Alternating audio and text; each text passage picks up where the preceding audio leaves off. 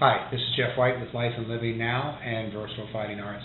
I want to talk a little bit today on breathing and box breathing.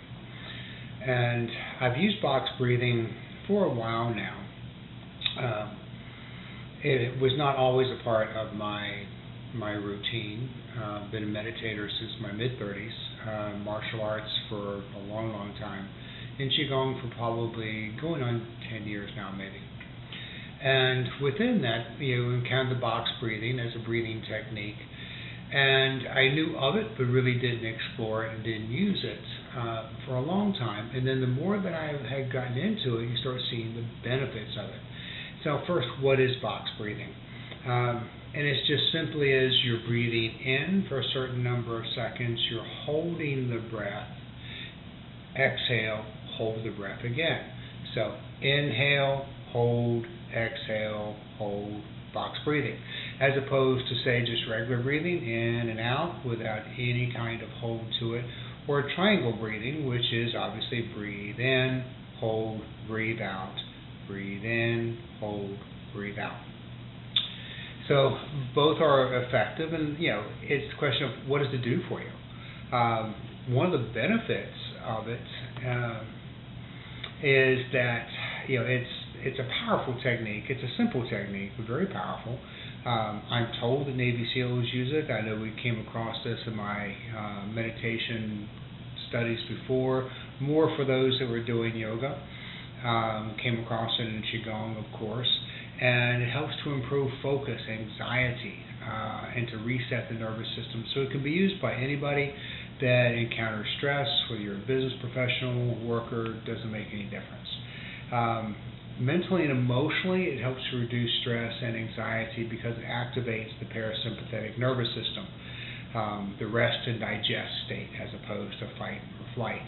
So it improves focus and concentration, especially under pressure, because it begins to train you in your body to feel the changes in your body while you're still in a calm state of mind.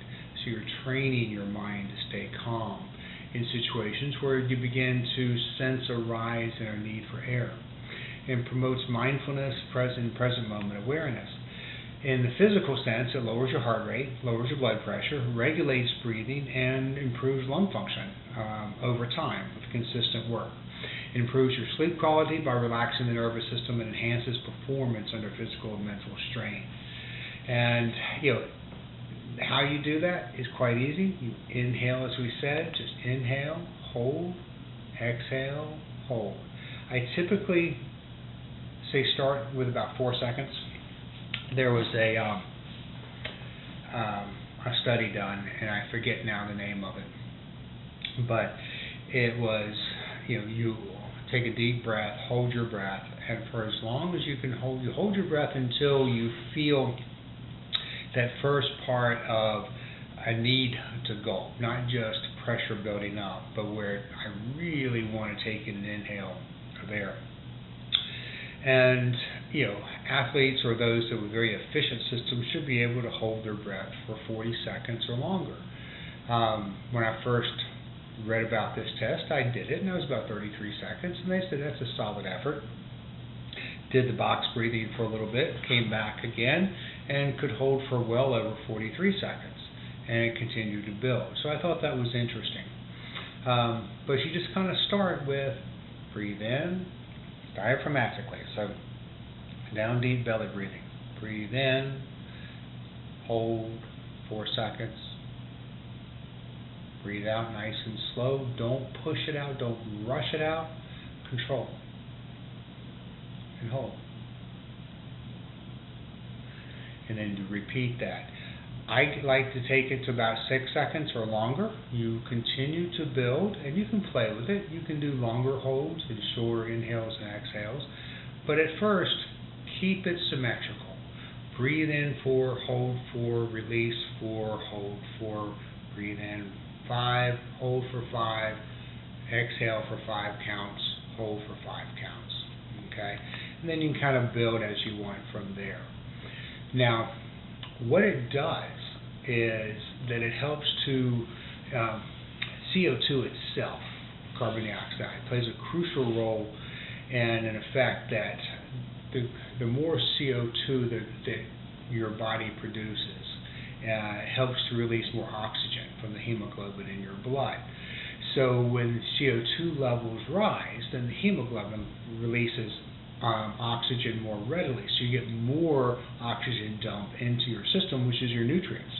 So it ensures that your muscles and your organs will receive adequate oxygen supply, particularly during exercise. CO2 buildup can also cause blood vessels to dilate, to widen, which then improves blood flow and further facilitates the organ delivery into your tissues.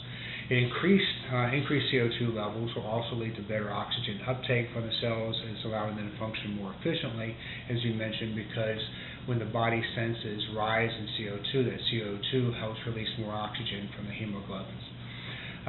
Because you're doing the deep breathing, then you're activating the parasympathetic nervous system, not the fight or flight, but rather the rest and digest. So it shifts the body into that parasympathetic nervous system. So it just promotes relaxation and reduces anxiety. Increased CO2 tolerance can also lead to lower cortisol, which is a stress hormone level, potentially improving mental and physical performance, impacting body composition, less fat, more muscle. The more stressed you are, your body produces cortisol. It begins to put on. That's why we start to gain weight. And when we're really stressed, it's not just stress eating, it's also hormones. And this begins to counteract that. Other benefits are going to be, increased breath efficiency, controls your CO2 buildup, achieves through, like the slow breathing. So in those breathing patterns, so it makes your respiratory system more efficient. It's pH regulation also with the CO2. And it's important as you're breathing and we're in the practice, you'll start to feel that pressure that I want to, I want to breathe because we're holding our breath. When that happens, still keep yourself in this calm, objective state of mind and be a witness to what your body and your mind are doing. By putting your mind under these kinds of stresses and staying calm, you're building a resilience and resistance to this. So it really does become very important and quite beneficial. So give it a try. Give it a try for 90 days. Personally, I always go, these kinds of practices build with consistency and they build over time. So I believe in being a healthy cynic. I believe in having a willing suspension of disbelief for a period of time to see how things are and give it enough time. A week of doing this may produce noticeable effects. It may not. It probably will at first. You'll feel more grounded. You'll feel more settled. But the real benefits will come with consistent practice. Same thing with meditation. Yes, if I sit for a week in meditation, I feel calm, more calm. If I go several days without it, I can feel myself, when I sit for meditation a little bit longer, to get into that meditative flow state. But the more that I consistently do it, even if it's not for a long period of time, if I'm going for consistency over intensity, then it builds and the benefits build. And then that's why I say do it for 90 days. And then after that 90 days, assess. Keep a journal. Write. Think about the progress as it goes through. Then decide, was this for you or not? There have been some things in my life that I have given a test, and I go, okay, that was fun, and it just kind of passes away. There wasn't enough benefit for me at that time. I didn't trash it. I didn't throw it in the trash.